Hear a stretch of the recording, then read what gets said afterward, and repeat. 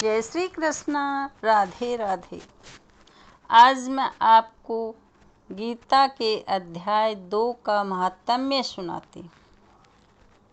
श्री भगवान कहते हैं, प्रिय, अब दूसरे अध्याय के महात्म्य बतलाता हूँ।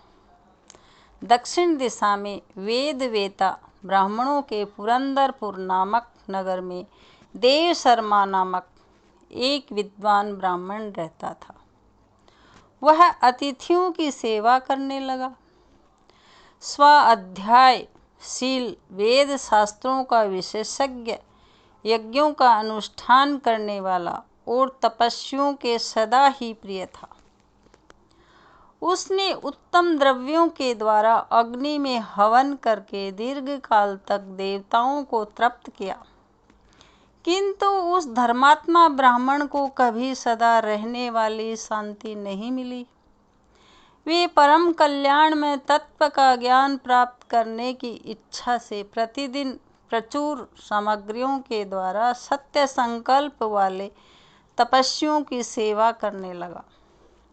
एक दिन इस प्रकार शुभ आचरण करते हुए उसके समक्ष एक त्यागी संत प्रकट हुए।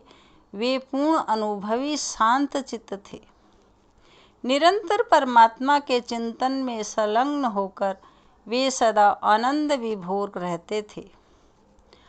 उस नित्य संतुष्ट तपस्वी संत को शुद्ध भाव से प्रणाम करके देव शर्मा ने पूछा, महात्मन, मुझे सदा रहने वाली शांति कैसे प्राप्त होगी?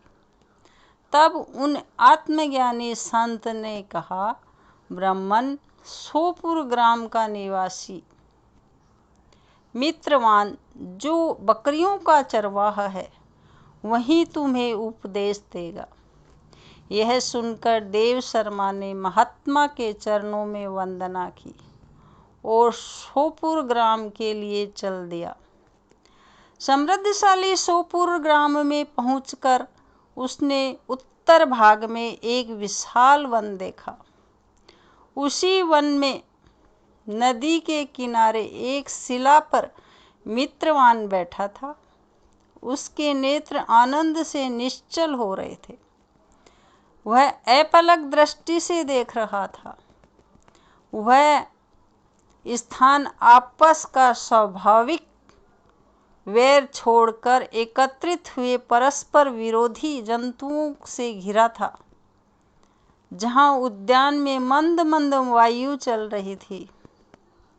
मृगों के झुंड शांत भाव से बैठे और मित्रवान दया से भरी हुई आनंद विभोर दृष्टि से पृथ्वी पर मानो अमृत छिड़क रहा था। इस रूप में उसे देखकर देव शर्मा का मन प्रसन्न हो गया। वे उत्सुक होकर बड़ी विनय के साथ मित्रवान के पास गया। मित्रवान ने भी अपने मस्तक को झुकाकर देव शर्मा का सत्कार किया। तदंतर विद्वान ब्राह्मण देव शर्मा अनन्य चित्त से मित्रवान के समीप गया और जब उसके ध्यान का समय समाप्त हो गया, तब देव शर्मा ने पूछा, महाभाग, मैं आत्मा का ज्ञान प्राप्त करना चाहता हूँ। मेरे इस मनोरथ की पूर्ति के लिए मुझे किसी उपाय का उपदेश कीजिए, जिसके द्वारा परम सिद्ध की प्राप्ति हो सके। देव शर्मा की बात सुनकर एक क्षण तक कुछ विचार करने के बाद मित्रवान ने कहा, महानुभाव, एक समय की बात है, मैं वन के भीतर बकरियों की रक्षा कर रहा था। इतने में ही एक भयंकर बाघ पर मेरी दृष्टि पड़ी, जो मानो सबको खा लेना चाहता था। मैं मृत्यु से डरता था, इसलिए बाघ को आते देख बकरियों के झुंड को आगे करके वहां से भाग चला। किंतु एक बकरी तुरंत ही सारा भय छोड़कर नदी के किनारे उस बाघ के पास चली गई। फिर तो वह बाघ भी द्वेष छोड़कर चुपचाप खड़ा हो गया। बाघ को इस अवस्था में देखकर बकरी बोली, बाघ, तुम्हें तो उत्तम भोजन प्राप्त हुआ है। मेरे शरीर से मांस निकालकर प्रेम पूर्वक खाओ ना। तुम इतनी देर से खड़े क्यों हो? तुम्हारे मन में मुझे खाने का विचार क्यों नहीं हो रहा? बाघ बोला, बकरी, इस स्थान पर आते ही मेरे मन से द्वेष का भाव निकल गया। भूख प्यास भी मिट गई, इसीलिए पास आने पर भी अब मैं तुम्हें खाना नहीं चाहता। तब बकरी बोली, न जाने मैं कैसे निर्भय हो गई। यदि तुम जानते हो तो बताओ, इसका क्या कारण हो सकता है? बाघ ने कहा, मैं भी नहीं जानता।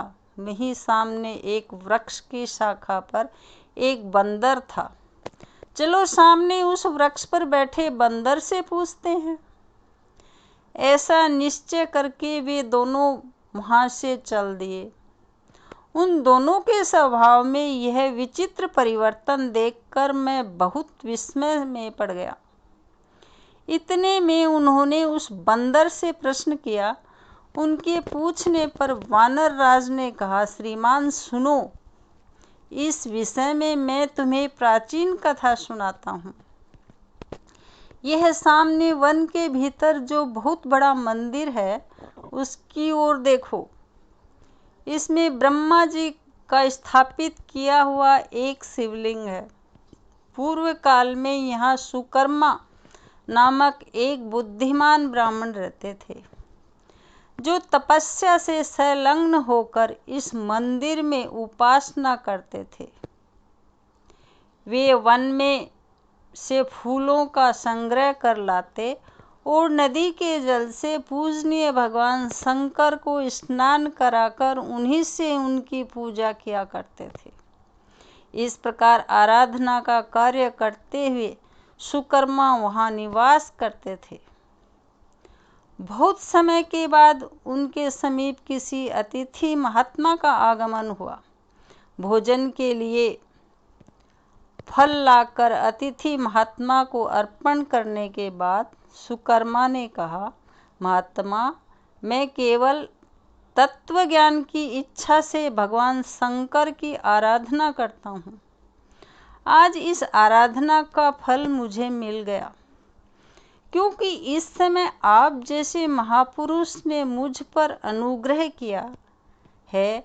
सुकर्मा के ये मधुर वचन सुनकर तपस्या के धनी महात्मा अतिथि को बड़ी प्रसन्नता हुई। उन्होंने एक शिलाखंड पर गीता का दूसरा अध्याय लिख दिया और सुकर्मा को उसके पाठ और अभ्यास के लिए आज्ञा देते हुए महात्मा ने कहा, ब्राह्मण, इससे तुम्हारा आत्मज्ञान संबंधी मनोरथ अपने आप सफल हो जाएगा। यह कहकर मैं बुद्धिमान तपस्वी महात्मा सुकर्मा के सामने ही उनके देखते देखते अंतर्ध्यान हो गए। सुकर्मा विस्मित होकर उनके आदेश के अनुसार निरंतर गीता के द्वितीय अध्याय का अभ्यास करने लगे। तदंतर दीर्घ काल के पश्चात अंतःकरण शुद्ध होकर उन्हें आत्मज्ञान की प्राप्ति हुई। फिर से जहाँ जहाँ गए वहाँ वहाँ का तपोवन शांत हो गया। उनमें सर्दी, गर्मी, राग, देश आदि की बाधाएं दूर हो गई। इतना ही नहीं, उन स्थानों में भूख प्यास का कष्ट भी जाता रहा तथा भय का सर्वदा अभाव हो गया। यह सब द्वितीय अध्याय का जप करने वाले सुकर्मा ब्राह्मण की तपस्या का ही प्रभाव को समझो। मित्रवान कहता है, वानर राज के इस प्रकार बताने पर मैं प्रसन्नता पूर्वक बकरी और बाघ के साथ उस मंदिर की ओर गया। वहां जाकर शिलाखंड पर लिखे हुए गीता के द्वितीय अध्याय को मैंने देखा और पढ़ा। उसी का अध्ययन करने से मैंने तपस्या का पार पा लिया। अतः भद्र पुरुष तुम भी सदा द्वितीय अध्याय का ही अध्ययन किया करो। ऐसा करने पर मुक्ति तुमसे दूर नहीं रहेगी। श्री भगवान कहते हैं, प्रिय मित्रवान के इस प्रकार आदेश देने पर देव शर्मा ने देवालय में प्रयुक्त आत्मज्ञानी आत्मा को पाकर उन्होंने यह सारा वृत्तांत निवेदन किया और सबसे पहले उन्हीं से द्वितीय अध्याय को पढ़ा। उनसे उपदेश पाकर शुद्ध अंतःकरण वाले देव शर्मा प्रतिदिन बड़ी श्रद्धा के साथ द्वितीय अध्याय का अध्ययन करके ब्रह्म ज्ञान में लीन होकर परम प्राप्त हुआ। ये जानकारी आपको पसंद आई हो तो मेरा चैनल सब्सक्राइब कीजिए, लाइक करें, बेल बटन प्रेस करें।